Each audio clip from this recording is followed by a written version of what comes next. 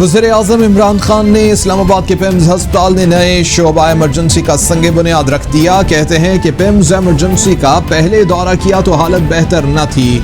सबसे ज्यादा तकालीफ में लोग इमरजेंसी आते हैं। सेहत के हवाले से माजी में किसी हुकूमत ने काम न किया। लोग इलाज करते हुए गुर्बत की लकीर से नीचे चले जाते हैं, इलाज के लिए कर्ज भी लेते हैं और आवाम को मुफ्त हेल्थ इंश्योरेंस दे रहे हैं।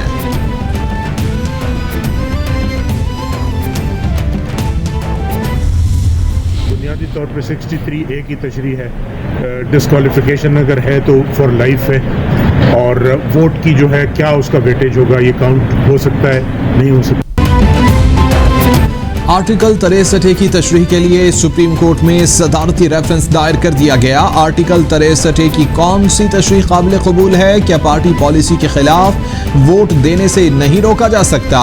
क्या वोट देने वाला मेंबर ताहियात नाअहल होगा? मुसव्विदे का मतन। अटॉर्नी जनरल खालिद जावेद खान कहते हैं कि रेफरेंस में 3 सवालात पूछे गए हैं, रेफरेंस की पैरवी खुद करूंगा।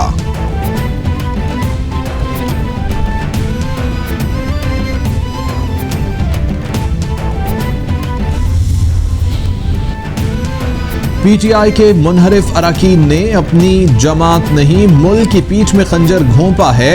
इन्हें सजा देना ऐसे अहम है कि जैसे मुल्क के गद्दारों को सजा दी जाती है। वज़ीर इत्तलात फवाद चौधरी का ट्वीट।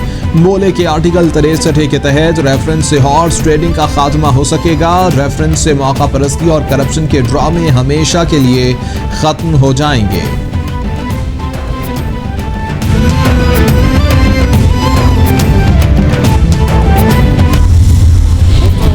आउटर लिमिट है ना 14 दिन की, उन्होंने किसी ने उन्हें नहीं था रोका कि वो दूसरे दिन इजलास बुला लेते, तीसरे रोज़ बुला लेते।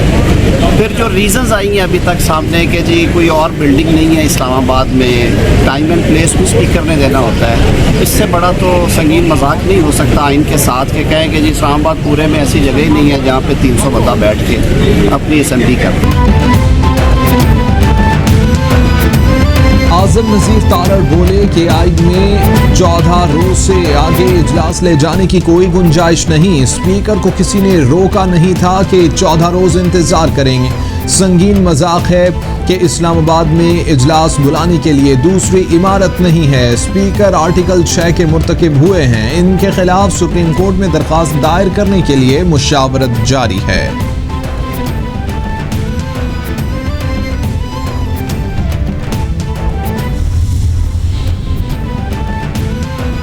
नून लीग की वज़ीर-ए-आज़म और स्पीकर कौमी असम्बली को खिलाफ आइन इक़दामात पर वार्निंग। मरियम औरंगज़ेब बोली कि 14 रोज में इजलास का आइनी तकाजा पूरा न करके इमरान साहब आर्टिकल 6 के मुर्तकिब हुए हैं। रिक्विजिशन जमा होने के बाद 14 दिन गुजर चुके हैं। स्पीकर का इजलास न बुलाना आइन से इन्हिराफ है। स्पीकर का ये रवैया तारीख में स्याह हरूफ से लिखा जाएगा। दस्तूर शिकनी बगावत है, सजा के लिए तैयार रहें।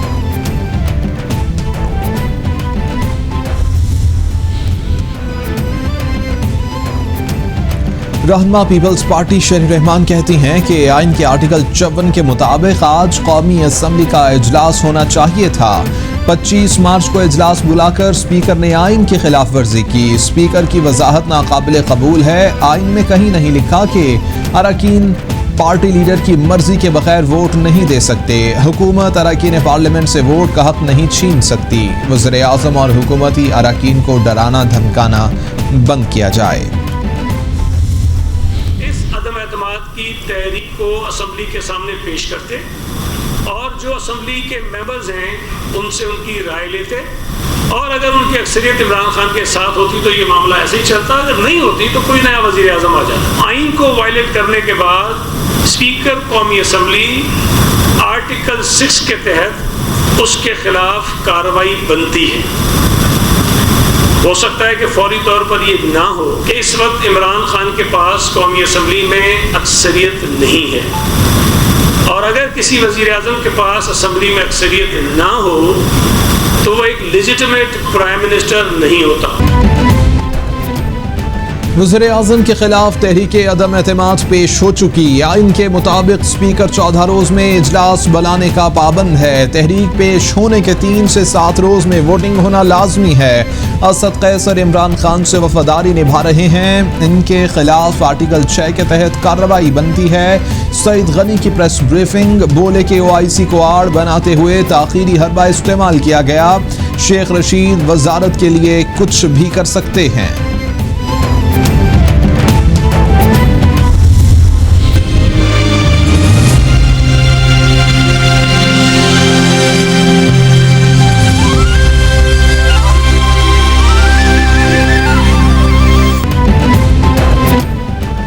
OIC इजलास का मंगल से इस्लामाबाद में आगाज। गैर मुल्की वज़रा ख़ारजा और मंदुबीनों की आमद का सिलसिला शुरू। 150 से ज़ायद करारदादें पास होने का इम्कान। वज़ीर ख़ारजा शाह महमूद कुरैशी कहते हैं कि OIC इजलास की तैयारियां मुकम्मल हो चुकी। चीन के वज़ीर ख़ारजा बतौर मेहमान ख़ुसूसी तशरीफ़ ला रहे हैं। वज़ीर आज़म इजलास से कलीदी खिताब करेंगे। मुस्लिम उम्मा को दरपेश मसाइल ज़ेर बहस आएंगे।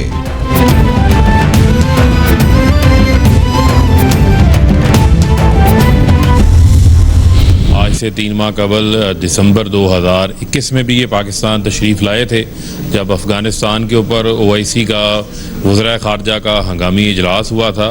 एक बार फिर ये पाकिस्तान तशरीफ़ लेकर आए हैं और मैं समझता हूँ कि जो OIC का प्लेटफॉर्म है ये उम्मत के इत्तेहाद के लिए और पूरी उम्मत मुसलमान को दुनिया के अंदर जो दरपेश चैलेंजेस हैं, जो मसाइल हैं, उसके तदारुक के हवाले से एक अहम किरदार अदा करेगा। Secretary general OIC Ibrahim Taha और सदर Islamic development bank doctor Mohammad Salman की आमद। वज़ीर ममलिकत फ़ारूक हबीब और नुमाइंदा ख़ुसूसी मौलाना ताहिर अशरफी ने इस्तकबाल किया। फ़ारूक हबीब बोले कि OIC इजलास मुस्लिम उम्मा के मसाइल के हल के लिए किरदार अदा करे। 15 मार्च इस्लामोफोबिया के खिलाफ आलमी दिन के तौर पर मनाया जाएगा। वज़ीर आज़म ने इस्लामोफोबिया के खिलाफ जंग लड़ी।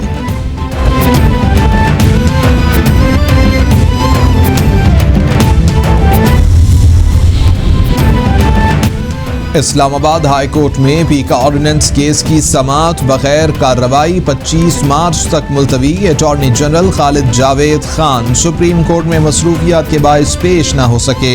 वफाक की जानिब से deputy attorney general Syed Tayyab Shah अदालत में पेश हुए। जवाब जमा कराने के लिए मोहलत मांग ली। चीफ जस्टिस अतर मिनुल्लाह ने PBA, PFUJ समेत दीगर की दरख्वास्तों पर समाअत की।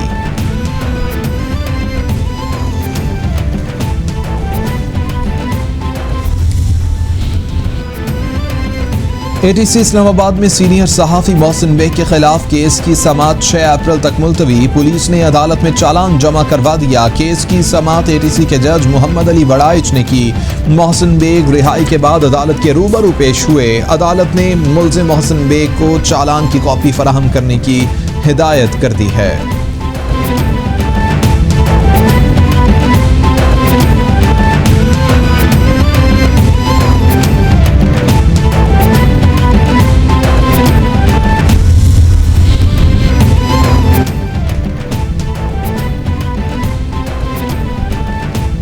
इलेक्शन कमीशन की जानिब से वज़ीर आज़म को नोटिस का सिलसिला जारी। खैबर पख्तूनख्वा बल्दियाती इंतखाबात में ज़ाब्ता इखलाक की खिलाफ वर्जी पर एक और नोटिस जारी कर दिया गया।